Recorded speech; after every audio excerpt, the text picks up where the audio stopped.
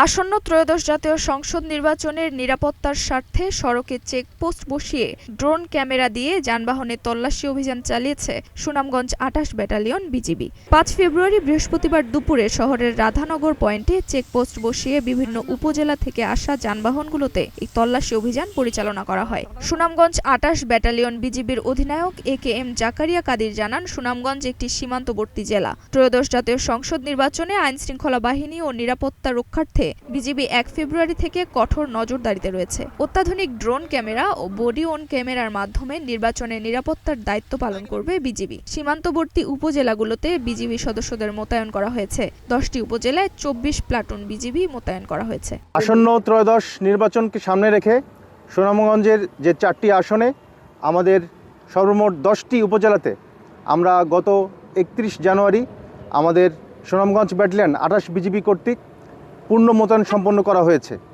এবং ১ ফেব্রুয়ারি থেকে আমরা পূর্ণ মাত্রায় আমাদের যে দায়িত্বপূর্ণ এলাকা ভোটকেন্দ্র সহকারে আমরা সমস্ত জায়গাতে রেকি কার্যক্রম অব্যাহত রেখেছি এবং আমাদের যে দুর্গম পাহাড়ি এবং হাওড়ের যে এলাকাগুলো আছে সেখানে কিন্তু আমরা ড্রোন কাভারেজ দিচ্ছি।